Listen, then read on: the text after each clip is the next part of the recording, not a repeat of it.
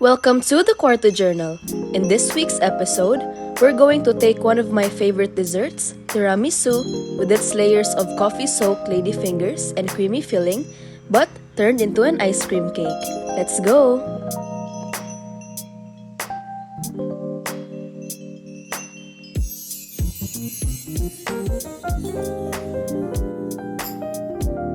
To start, we used our Nespresso machine and brewed 2 pods. Just make sure it adds up to 1/2 cup.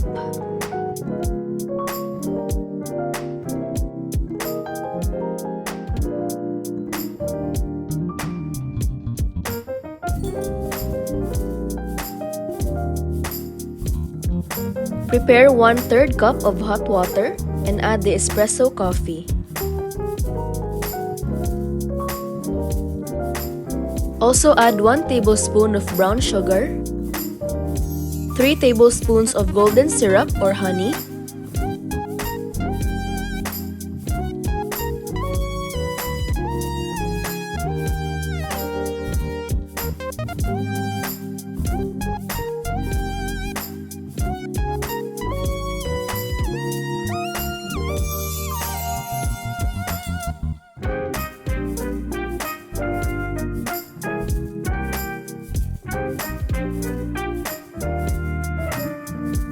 then add 1 tablespoon of instant coffee as well.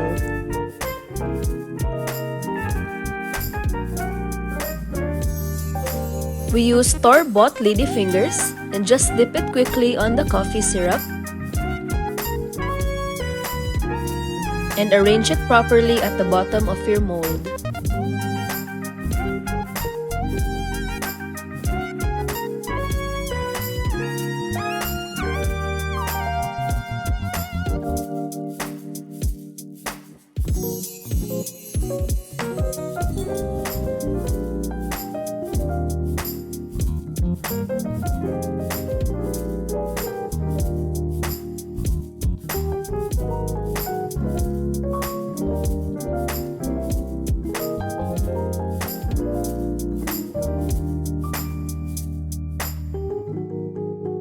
Then let it chill in the fridge.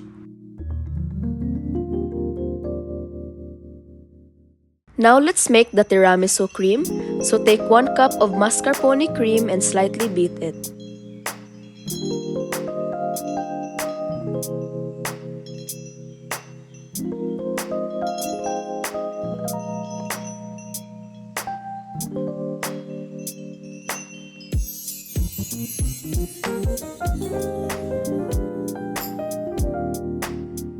Then add 2/3 cups of whipping cream,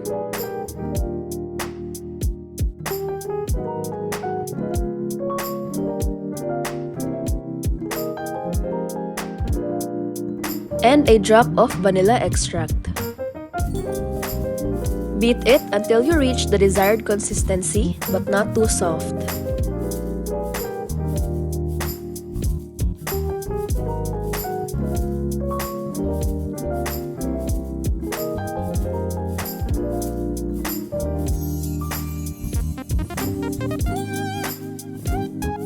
Keep this in the fridge while you work on the pate bombe.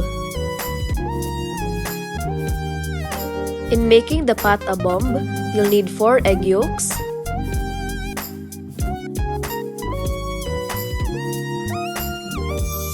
1/8 cup of water, 1/3 cup of sugar, and honey in a saucepan. And raise it to 85 degrees Celsius using a hot water bath.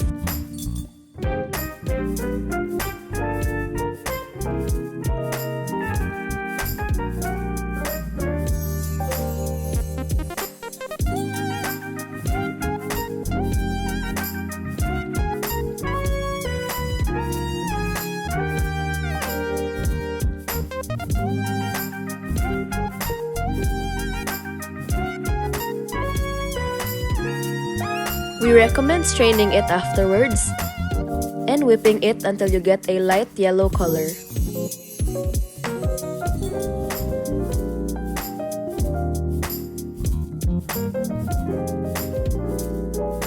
Add the pate bombe to the mixture we whipped earlier.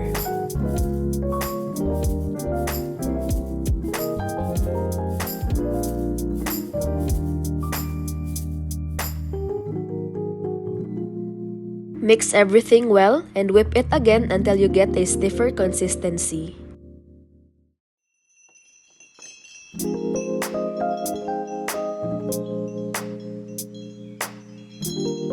We already poured in one layer earlier, so for this second layer, all you have to do is pour it over the coffee syrup soaked lady fingers.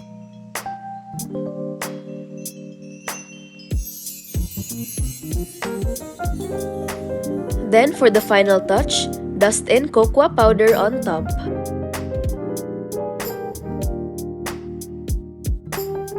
And since it's an ice cream cake, let it chill or set in the freezer for at least 3 to 4 hours, but better overnight. And this concludes our 36th episode. We hope you thoroughly enjoyed following along with the super quick and easy tiramisu ice cream cake recipe. It's a delightful twist on a classic dessert that we believe you'll find absolutely delicious. Don't forget to like and subscribe, and we'll see you in the next episode. Bye!